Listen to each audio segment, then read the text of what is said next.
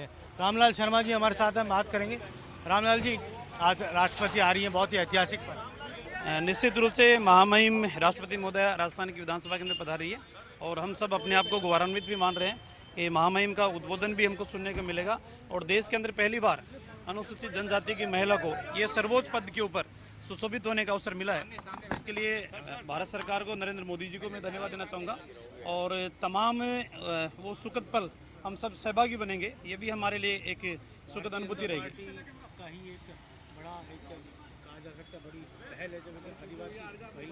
निश्चित रूप से भारतीय जनता पार्टी सर्वस्पर्शी और सर्वव्यापी सोच रख के काम करती है और आज़ादी के बाद में पहली बार आपने देखा होगा कि पिछली बार जो महामहिम राष्ट्रपति थे वो अनुसूचित जाति समाज से थे और एक ऐसे व्यक्ति को सर्वोच्च पद के ऊपर सुशोभित करने का काम किया था।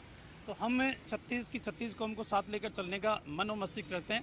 भारतीय जनता पार्टी ने कभी तुष्टीकरण की राजनीति नहीं की, भारतीय जनता पार्टी ने कभी क्षेत्रवाद की राजनीति नहीं की और भारतीय जनता पार्टी ने कभी परिवारवाद की राजनीति नहीं की। इन सब से दूर जाके हकदार को सम्मान मिले, गुनहगार को सजा मिले, इस प्राकृतिक न्याय के सिद्धांत के ऊपर पार्टी काम करती है।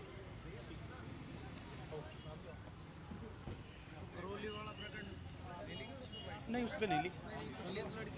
हाँ,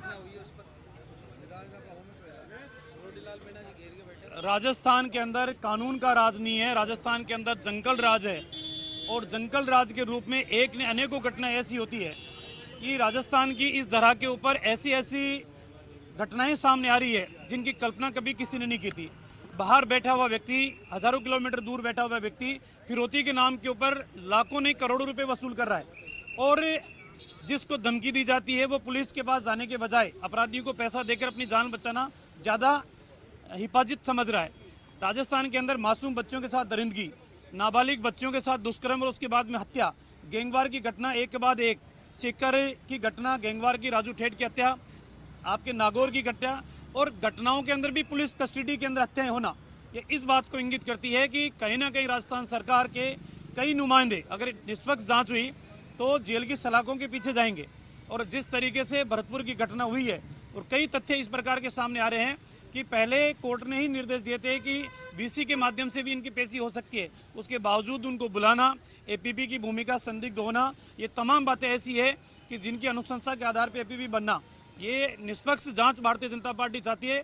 और किस तरीके से राजस्थान के अंदर अपराध चरम के ऊपर है, ये सोचनीय बिंदु है। विधानसभा में आप किस तरह से जो रणनीति बना रहे हैं? हम तमाम मामलों को लेकर हमारे पार्टी के शीर्ष नेतृत्व ने जो तय किया है उसके अनुसरण करेंगे। हर दिन अलग अलग मुद्दों के ऊपर सरकार को घेरने का काम करेंगे।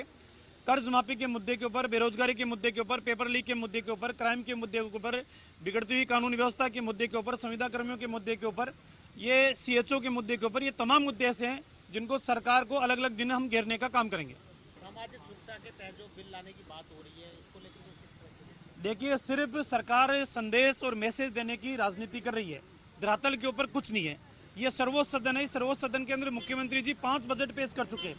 अब मुख्यमंत्री जी किसी को भी हमारे साथ बिठा दे और एक एक स्कीम जो आपने घोषणा की इस सदन के अंदर वो हमारे से बहस कर ले। कौन सी योजना ऐसी है जो धरातल के ऊपर आ रही है?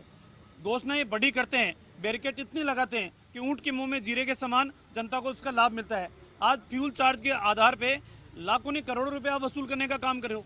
आज गांव के अंदर जाके देखो, लाखों रुपए की वीसीआर आम आदमी की भरी जा रही है, आम उपभोक्ता की भरी जा रही है।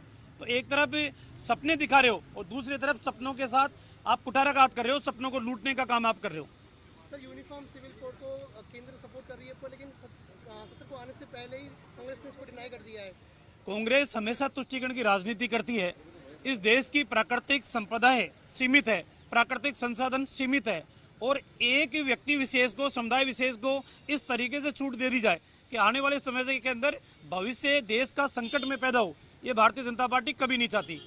जो कानून बने वो सबके लिए समान रूप से बने, किसी को विशेष परिस्थितियों के अंदर किसी को रियायत नहीं मिलनी चाहिए।